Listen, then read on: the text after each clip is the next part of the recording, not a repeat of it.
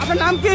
আমার নাম আবু সাইদ, আমি ইংলিশ ডিপার্টমেন্ট 12 ব্যাচ স্টুডেন্ট। 12 ব্যাচের এক শিক্ষার্থীর উপর পুলিশ অতর্কিত হামলা করে তার মাথা ফাটিয়ে দিয়েছে।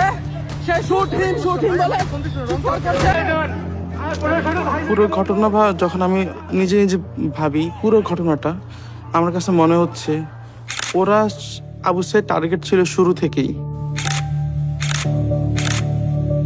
মেধাবী ছাত্র আবু সাইদ হতে যাচ্ছেন আন্দোলনের একটি গুরুত্বপূর্ণ চরিত্র। আর যখন শিক্ষার্থীদের সাথে যখন পুলিশের মারামারি হয়, পুলিশ 5 জন পুলিশ মিলে এসে সরাসরি আবু সাইদের উপর অ্যাটাক করে। যখন আমি দেখি আবু সাইদের উপর অ্যাটাক শুরু করে 5 জন পুলিশ লাঠি দিয়ে, তার মাথায় পুলিশ যখন তাকে মারতেছিল, এতটা পুলিশ একসাথে মারতেছিল, আবু সাইদ তখনও তার পুলিশকে একটা কথা বলেন, তখনও ঠিক তাকে মানে তার মুখ থেকে এটাও আসেনি যে আমাকে সেভ করেন। করতে করতে ক্যাম্পাসের আবার 1 নম্বর কেটে আসি।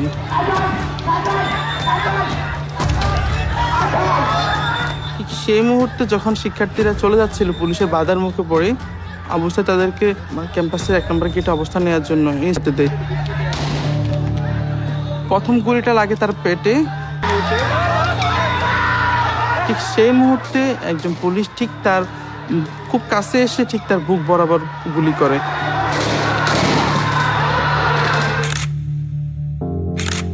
পরপর 2টো গুলি এসে তার বুকে লাগে।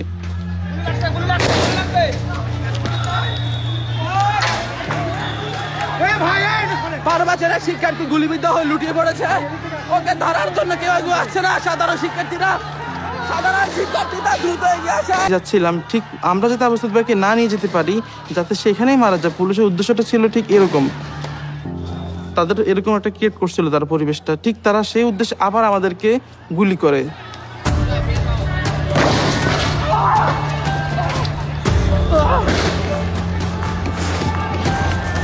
আমার গায়ে গুলি পড়েছে, আমার গায়ে গুলি পড়েছে। আপনারা দেখেন আমার গায়ে গুলি পড়েছে। পুলিশ সাধারণ শিক্ষার্থীদের পাশাপাশি সাংবাদিকদের উপর গুলিবিদ্ধ করেছে। সাংবাদিকের উপর গুলি করেছে।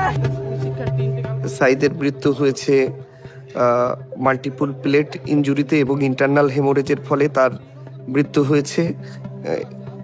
শর্টগান ইনজুরিতে, শর্টগানের গুলিতে, এবং এটা হোমিসাইডাল। এটাই যদি ডাক্তারের চূড়ান্ত সিদ্ধান্ত হতো, তাহলে শেখ হাসিনার আসলে রিপোর্ট আমাকে 5 বার লিখতে হয়েছে।